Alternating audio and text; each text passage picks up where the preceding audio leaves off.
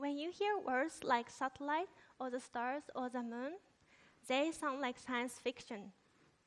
But this morning, many of you have checked the weather on your phone. You use GPS to find your way here. What you may not realize is that you are already using space technologies every single day. But have you ever wondered what it might actually feel like to be in space? Space is a very different environment. There's no air, there's no sound, and gravity behaves very differently. Yet, there's actually a way to experience something similar here on Earth. I started scuba diving when I was 10 years old. Underwater, everything changes. You move differently, you breathe differently, and communication becomes limited. The feeling of floating, of adapting, of silence is one of the closest experiences we have to space. So in a way, space feels a bit closer than we imagine. Today, I work as an aerospace engineer. I build satellites. But this was not the path I ever imagined for myself. As a child, I loved space. Rocket launches fascinated me. The idea that humans could leave Earth and walk on the moon felt extraordinary. But in my world, space industry did not feel real. No one in my family had a scientific background. And I was often told, you are not a science person. But the strange thing was, I loved both humanities and science. I loved reading and writing. I loved history.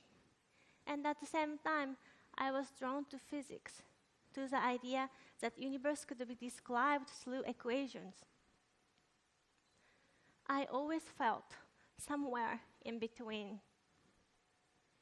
Looking back, choosing aerospace engineering didn't feel like following a clear road. It felt more like walking through clouds, unable to fully see what was ahead. But one thing I noticed, whenever I learned about space, I completely lost track of time. So I chose aerospace engineering. And once I entered that world, I quickly realized something. The challenge was not only studying aerospace engineering, but it was learning how to exist in that environment around it. In many rooms, women made up only about 10%. When I first entered this field, I thought the challenge would be technical, but it wasn't. It was learning how to exist in that environment. I remember practicing for a conference presentation in my lab. After the practice, my professor told me, "Your voice is too high. You should lower it." It was a small comment, but it made me realize something. Maybe I wasn't just speaking naturally.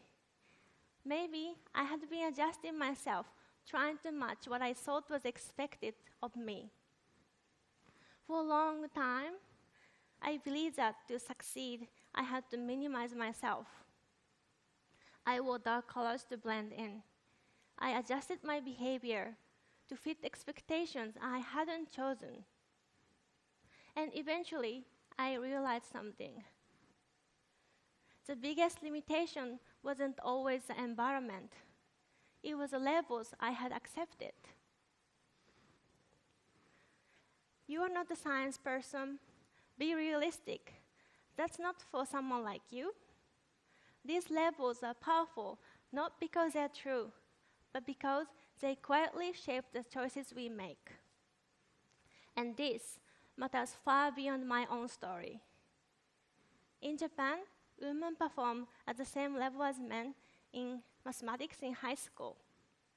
Yet, only about 1 in 6 engineering students engineering students. So the issue is not the ability, it's perception and expectation, and whether people can believe themselves belonging there. For me, that understanding changed everything. Not because suddenly everything became easy, but because I stopped waiting to feel like I fully belonged there before moving forward. What helped me the most was a few women I saw ahead of me in my field. There were not many, but they existed, and sometimes that is enough. They didn't show me the entire path, but just like a North Star, the guiding star, they showed me the direction. At work, I actually use North Star to calibrate telescopes and determine the position in the sky. For centuries, people used North Star to navigate across the sea. Not because it showed them the entire path, but because it gave them the direction. I think we need that in life too. You do not need to figure everything out before moving forward. You do not need permission to begin. So, when you feel intimidated by the choices you make, I want you to ask one question. Am I living by someone else's expectations? Because the moment you take one step forward, something changes. You become the North Star for someone else.